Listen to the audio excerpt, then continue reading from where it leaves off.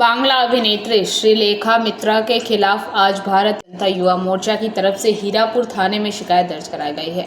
इस बारे में भाजपा ओबीसी मोर्चा नेता सोमू भंडारी ने कहा कि आज भारतीय जनता युवा मोर्चा नेता गौरव बनर्जी के नेतृत्व में बांग्ला फिल्मों की अभिनेत्री श्रीलेखा मित्रा के खिलाफ थाने में रिपोर्ट दर्ज कराई गई है। उन्होंने कहा कि अभिनेत्री ने पेपर लीक मामले में प्रदर्शन के दौरान प्रधानमंत्री नरेंद्र मोदी का एक बहुत ही अश्लील पोस्टर लेकर प्रदर्शन किया था। इसके खिलाफ यह रिपोर्ट दर्ज कराई जा रही है। उन्होंने कहा कि কমপ্লেনটা করলেন কি হলো?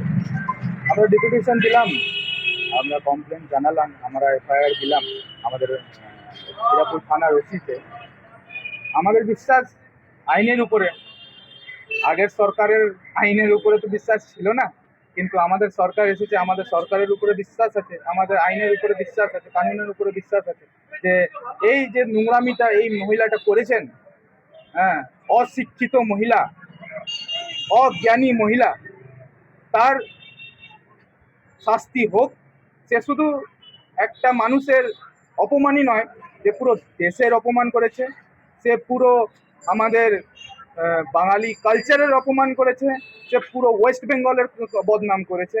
তো আমরা ছেড়ে কথা বলবো না।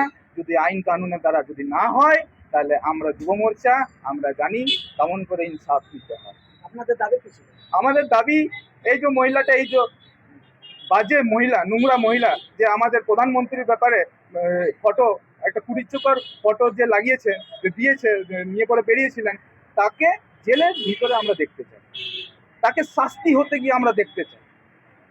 তার মাফি আমরা অ্যাকসেপ্ট করব না, তার শাস্তি হবে, তারপরেই আমরা কোথায় এসেছিলেন?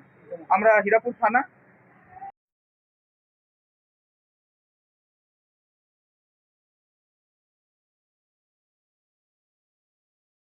आसनसोल से बीजू मंडल की रिपोर्ट, पीवीटीवी न्यूज़।